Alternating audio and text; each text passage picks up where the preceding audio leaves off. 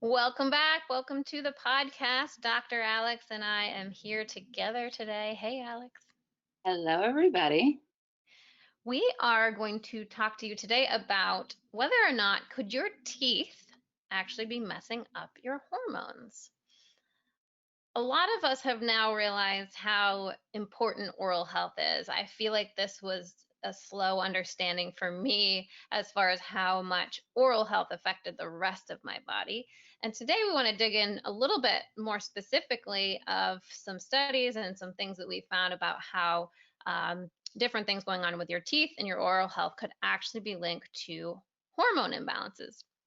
So, a little story from me, Megan, here is when I was at my actual worst, what I like to say fell off the hormone cliff after I had my first child, about a year or so postpartum, during the time where everyone was saying, "Oh, you're fine, you just had a baby." And I was so incredibly fatigued and felt horrible and was having anxiety and panic.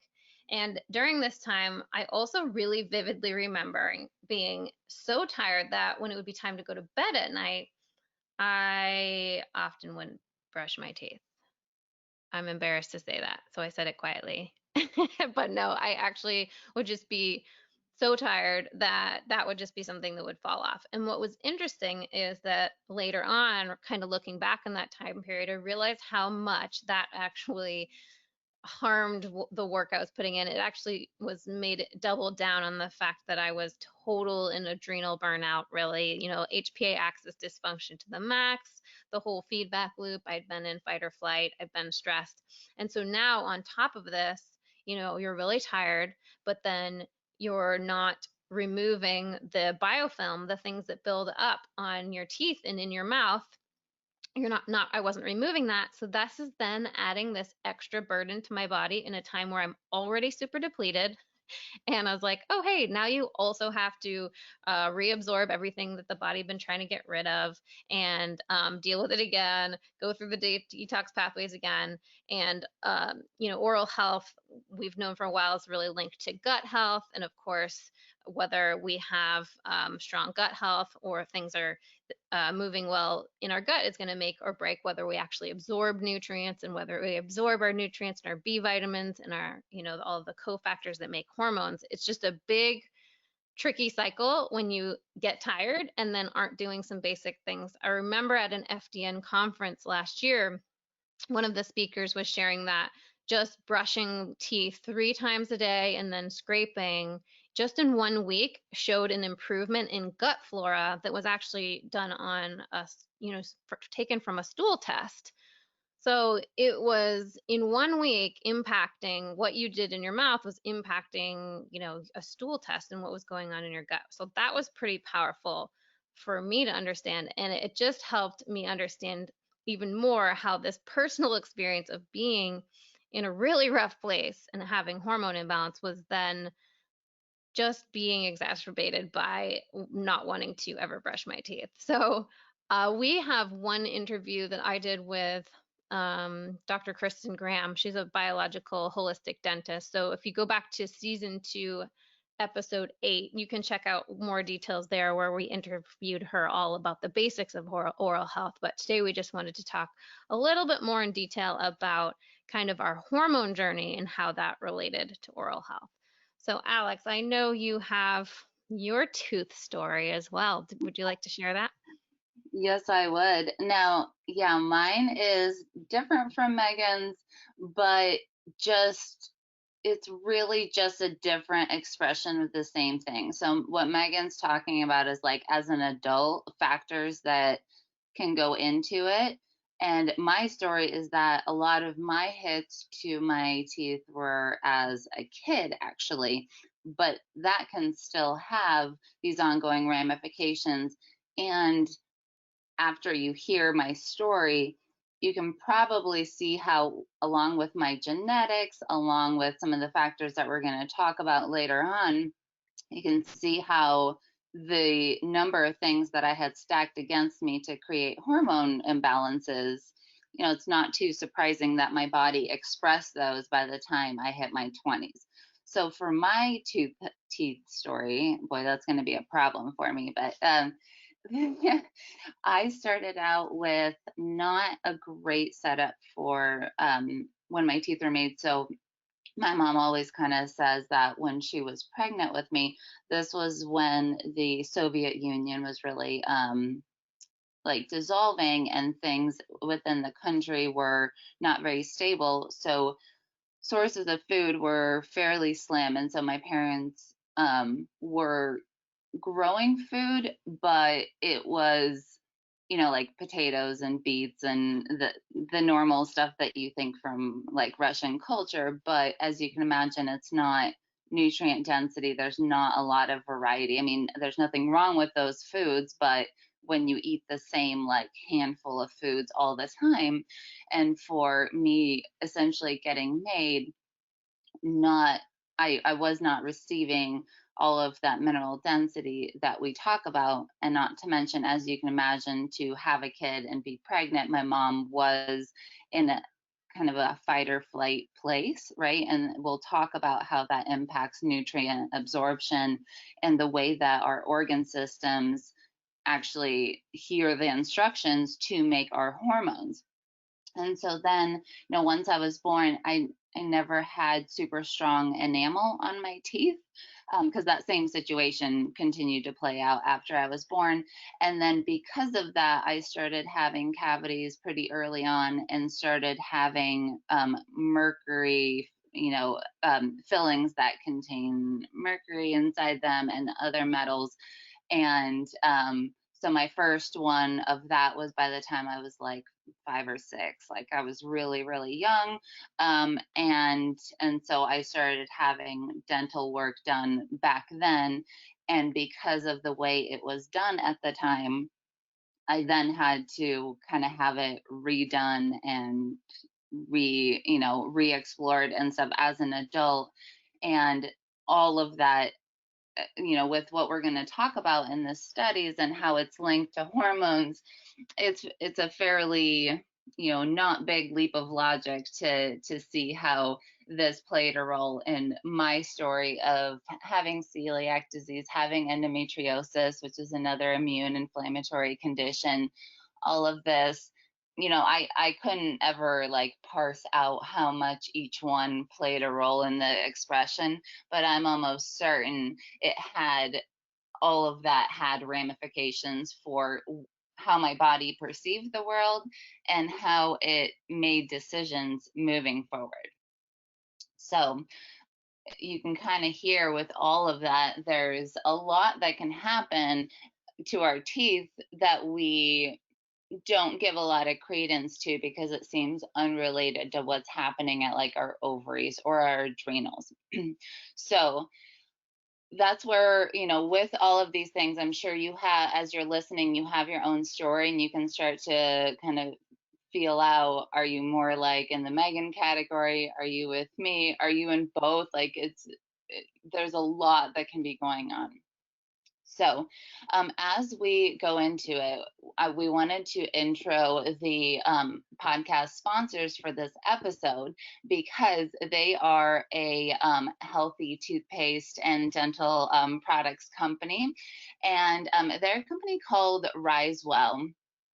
We got started learning from them and started with their products because they reached out to us, and they had really interesting information that they sent to us. And once we started reading it, we wanted to try out the products ourselves.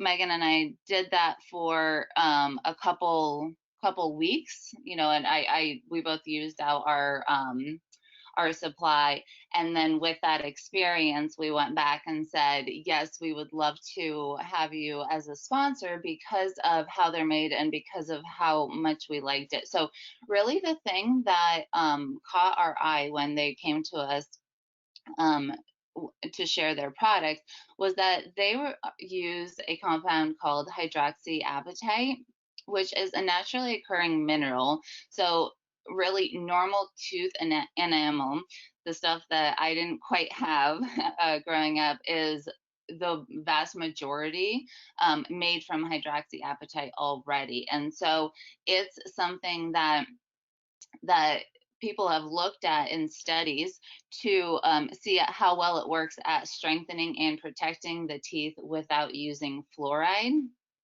And when they did the studies that these products are based off of, they essentially found that yes, they were helping with the strengthening and the protection without necessitating the use of fluoride. So this is just kind of coming to light in the US, but really in places like Japan, they've been using hydroxyapatite for several decades because of how well it has been working. So really, I really liked the way that they're made, because Risewell products actually look very similar to conventional toothpaste and mouthwash and stuff.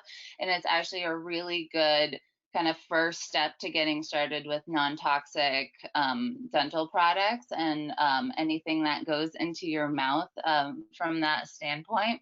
And at some point, some people like to switch to like the charcoal powders and things like that. And there's different feelings about how those work and all of it. But the Risewell products are really great for making that transition because they're not really any different to use. And so it's a really easy transition. The other thing that we really liked about this that caught our eye is that it really is all of their toothpaste and mouthwash and floss and stuff was actually developed by dentists.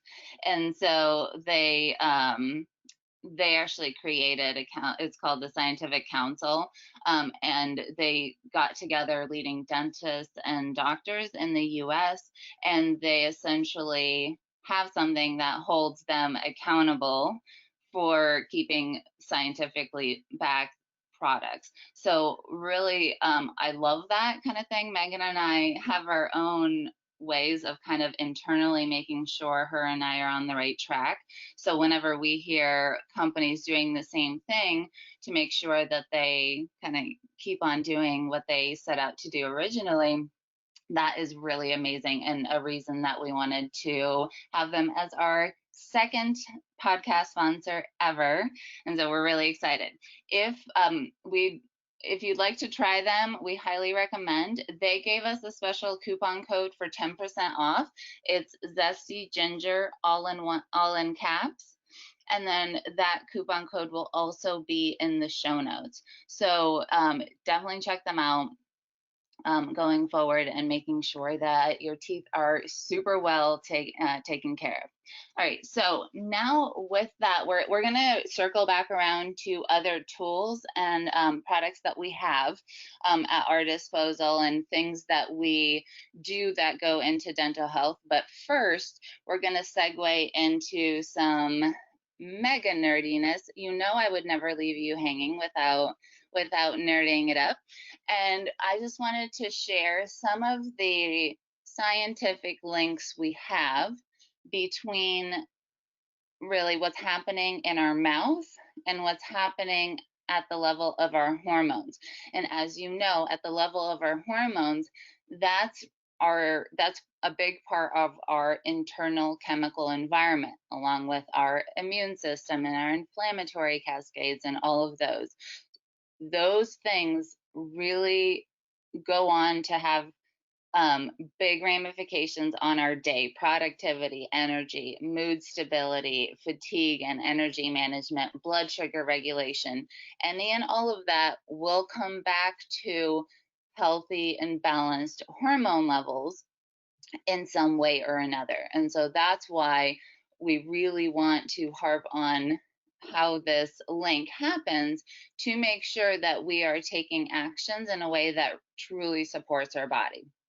So things that we know that have been shown is that estrogen deficiency, and even in some studies, it was they made a modification, not just estrogen deficiency, but estrogen dysregulation, in that at some parts of the cycle it's higher, some parts of the cycle it's lower than it needs to be.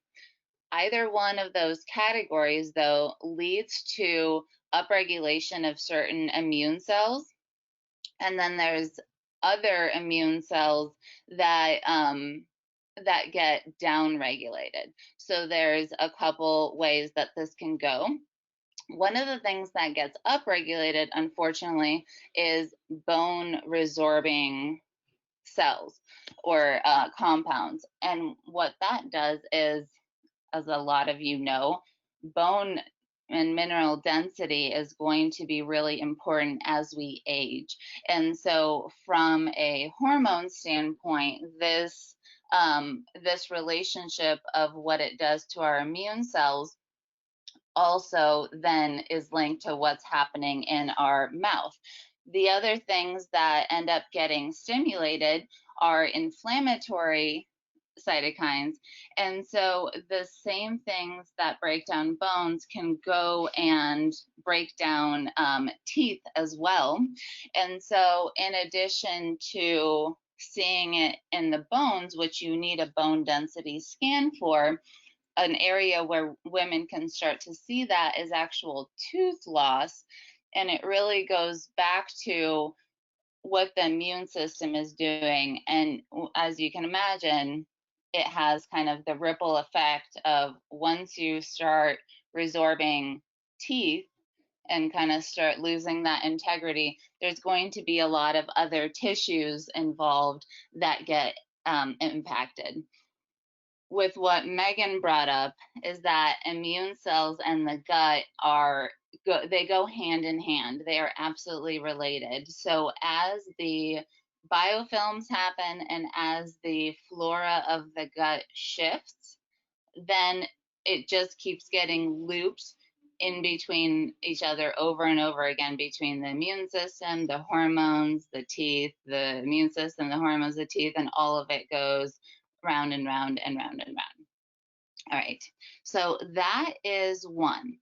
The other thing that hormones and teeth have in common is that estrogen, progesterone, and all of the different testosterone metabolites, they all actually affect the vascular and what what doctors generally call the microcirculatory system. So these are all of the tiny vessels that go to all of the important organs. And of course, that comes back to teeth.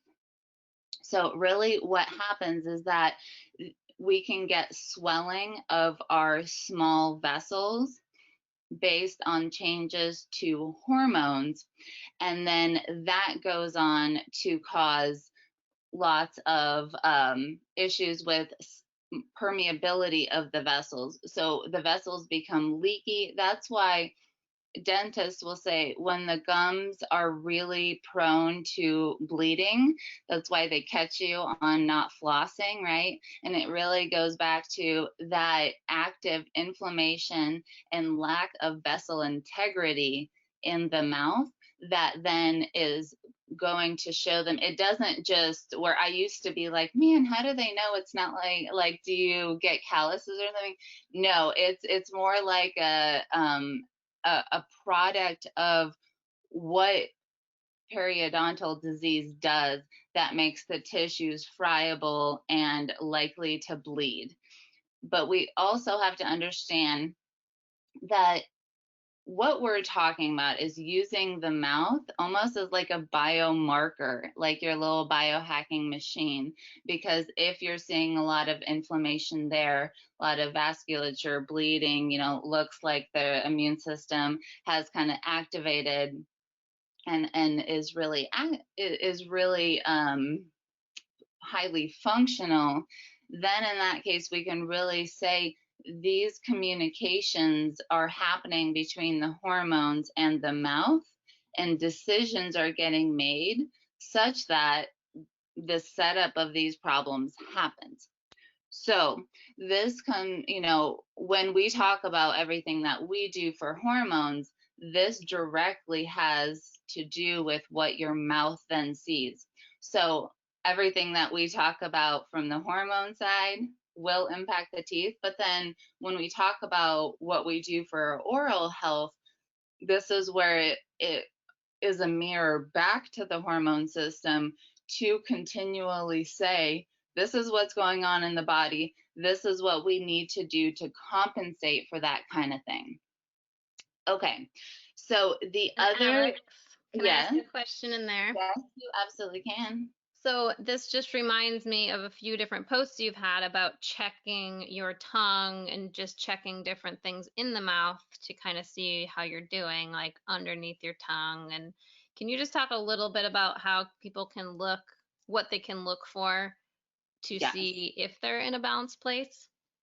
Definitely. And now that I did the research for this podcast episode, we have, we'll have even others that we added. So, essentially, cracks on the corner of your mouth can be a nutrient absorption problem. It can also be a biofilm and incorrect flora in the mouth.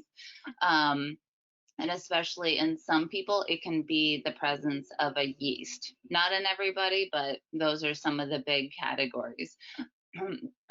Excuse me, that it can fall into. I feel like coughing now is a no-no, but I swear that was just a coffee. Um, and then the other thing is when you flip your tongue and look underneath your tongue, there are two veins that run underneath it.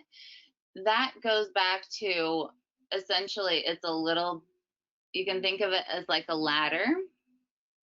When those veins get all backed up, kind of the most common denominator of those veins is liver congestion. That's obviously not the only thing that can do it, but the liver tends to be, especially in traditional Chinese medicine, tends to go back to that. And so that can be a marker. When you have a thick, heavy coating on your tongue, that can be a floral problem, that can be a detoxing issue when you're actually trying to dump toxins that you processed out into your gut, and the tongue is just one part of the GI tract. So all of those can be clues. And then a swollen tongue with indentations can be inflammation. A swollen tongue with a crack down the middle that's red also can be inflammation and nutrient malabsorption. And then really when you have bleeding and swelling between the teeth and the gums, that so one of the studies that I looked at was that with elevated ovarian hormones, and they were either through oral contraceptive use or pregnancy, they actually saw an increased risk in gingival inflammation. And so that can be another clue that I added to my mental list going forward is that looking at sometimes, and you probably noticed either in yourself or other people, sometimes you'll notice like one little area between someone's teeth will be really red.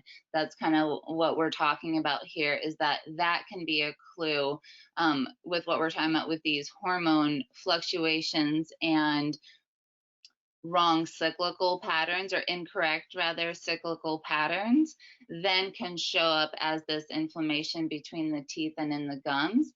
And when you have a lot of inflammation in the gums, sometimes they get really red, sore, and that's there's actually a condition that's called burning, well, a syndrome, burning mouth syndrome, which is just as infuriating as IBS. But what it Wait, really wait, comes let me down. guess. Is it when your mouth burns? Yeah, yeah. Yeah, so Matt, you go to the doctor, they listen to you, and then instead of saying anything, they're like, "Oh, we have a name for that." And then you're supposed to just like be cool with it. Anyways, but what Megan and I do when we have that, we're like, okay, so there's a syndrome. What's the underlying mechanism of action that we think it is in the scientific literature? And then Megan and I take it back down to what we actually do. So with Megan and I, in learning this content, we're going to take that to the ladies inside our group programs, and especially as we measure their levels, these are things that we can ask. Is this happening? Can we get clues about it? How does it correlate with your tests? These are all very important bits of information that as we learn how the body communicates with us, then we can always keep tabs on it. We can always keep track of how our health is going by using these markers externally. So that was lots of nerdiness, but really, Love there's it. there was it was really fascinating to do that rundown of like all of the different cells, and I didn't get into like IL-1 and 6 and tissue necrosis factor. Like there's lots of nerdiness we could get into, but really what I realized is how much the brain is then keeping tabs on what's happening in the mouth to inform what these systems are doing. And I'm not sure that I even had that level of appreciation of how much that feedback was going on. And so I've always, because I've had so many teeth things, I've always been a fan of like taking care of my teeth. But now I feel like I have even more of an appreciation of how it not only impacts what my hormones do, but it can just be a way for me to track how I'm doing. And anytime I can do that, I think that's really cool and really helpful for me in my life. All right, so things that we use for our oral health, like we said, both of us have gone to the Risewell products right now, and we are loving the ease of those and just how close they are to conventional products while not containing the stuff that's in them. The other thing that I have really liked is combining a water pick with flossing. Now, from what I understand, a water pick, which is essentially a device that you like fill it up with water, and then there's a connection that essentially it shoots out the water so quick that it's cleaning out in between your teeth. It's like a high pressure system. And I do the water pick with a biofilm disruptor. I just put a couple of drops in there and then into the water pick solution. And then I do it with that. And then I follow up with flossing. Now, again, the worse your oral health setup is, the more you obviously have to do. So for me, I kind of have a more to do, but you know, there, at least from what I think, there's nothing wrong with that. It's more just the steps to do. But so I essentially do the water pick. From what I have heard, and there's differing opinions, but from what I've heard, the water pick does not necessarily replace flossing. But I think that from what I've noticed, I feel like my teeth are getting cleaner. And especially when I do it before bed, I really feel the difference and how my mouth feels the next day and the amount of inflammation that I tend to see every day. Very cool. I don't have a water pick yet, but that'll go on the list. Yeah, maybe. So what I got was the travel size one. They have they like sit on your countertop in the bathroom, and it has like a large water reservoir. I didn't want anything sitting on my countertop like taking space. So I got the travel one, and you just refill the water every night. But like I don't mind, like I want the fresh water in there anyways. I'd probably do it with the canister sitting there. So like I just got the little one that was cheaper, and I'm happy with it. That's a good idea. Okay. So I'd say for my top oral health tip is, the tongue scraper, because we can't Yes. have an episode on oral health without mentioning the tongue scraper.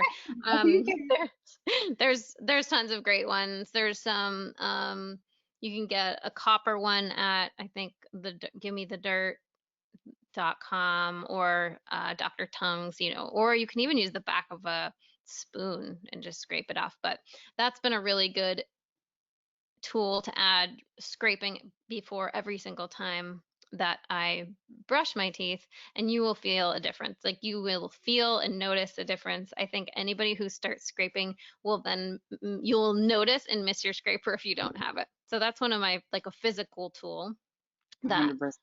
we really love.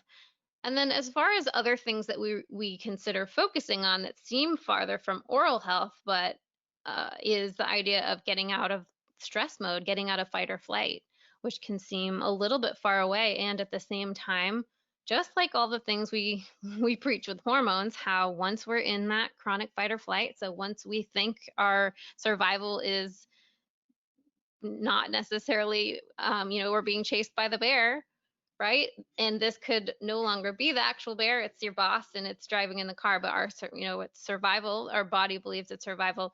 We are going to stop with all those extra things, and that's the hair and the nails and the skin and the teeth and the ovulation. So teeth falls into this category of, you know, not getting the resources it needs if you're in constant fight or flight mode. When you're in constant fight or flight mode, you're just chewing up all those nutrients, all the minerals, all the B vitamins, all the things that you would need anyway for forming, and keeping strong teeth. So that's a tip we keep going back to, whether it's hormone related, it's teeth related, really overall health. That's just key. Right, yeah. If you don't get into the healing mode, you can't spend time healing. So that's definitely part of it. Now, as an extension of what Megan just said, is mineral density and fat soluble vitamin absorption. Now, Megan hit on one reason that people wouldn't be absorbing, which is if you are in stress mode, then you're not in rest, digest, and heal mode. It's one or the other because we're either safe or not safe, right? And so what happens is that we don't end up getting mineral density absorption, and we can't absorb the fat soluble vitamins. That's not the only thing, though, that does that. One of the main things that we end up seeing in the humans that we work with is that a lot of times the mitochondria of the cells are shut down in modern humans by the sheer number of stressors and toxins and thing interfering factors that we have exposed to us. And so when the mitochondria of the cells, like the little power plants, are shut down, then the cells become fairly poorly responsive to their external environment. It's kind of like sitting there trying to talk to someone who has their hands over their ears. You may be taking, you're drinking nettle tea, you're eating grass-fed liver for your fat-soluble vitamins, right? You're doing all the right stuff. But if the cells are so shut down that they cannot pick those up, the gut may be chugging along, there may be a lot of good stuff happening, but if it doesn't get into the cell will not be aware of it. And so that is a major category that we talk about, and you've heard us talk about it in all the different podcast episodes because it has such real consequences on what the body does with any given disease state or any sort of process going on. We also talk about the following thing for oral health, but really for all health in general, is inflammatory control. And so for inflammatory control, this is where all of the beautiful things that we talk about, like ginger tea and adding tart cherry concentrate to your water and turmeric to your smoothies and soups, and doing the cold showers or cold plunges, all of those things for inflammatory control, as you heard, also play nicely between hormones and oral health. And so really making sure that the inflammation isn't completely out of control will help bring down the stress level on the body from dealing with that high level of constant inflammation. Oh, you know what? I forgot. I forgot to give you guys a tool for the mitochondrial shutdown dysfunction. I forgot that I didn't get to the actual tool. Pomegranate concentrate is has been shown in studies that it can help induce glutathione production in the body, and that's glutathione is very important for healthy mitochondrial function. So for inflammation control, you know, the any of our podcast episodes on phases 1 and 2 of the cycle, that's going to be in there. But as far as making sure the mitochondria are supported, that's going to be pomegranate concentrate. And of course, if you're in our groups, you know, a lot of your protocols have mitochondrial support in it for this exact reason. And I think that is it for our tools. Do you got any other ones, Megan, that you like? Mm, no, well, I guess I do some oil pulling like once a week. Ooh, that's a good one that we didn't mention. Yeah, Yeah. and so we used to do it every day. You want to share a little bit about the not doing it as much? Yeah, so I think that was after we interviewed Kristen Graham on the podcast. She's holistic, biological dentist, and she was explaining how, just like everything else, right? Just like the gut flora, we do have mouth, flora in the mouth, and we don't want to be depleting that.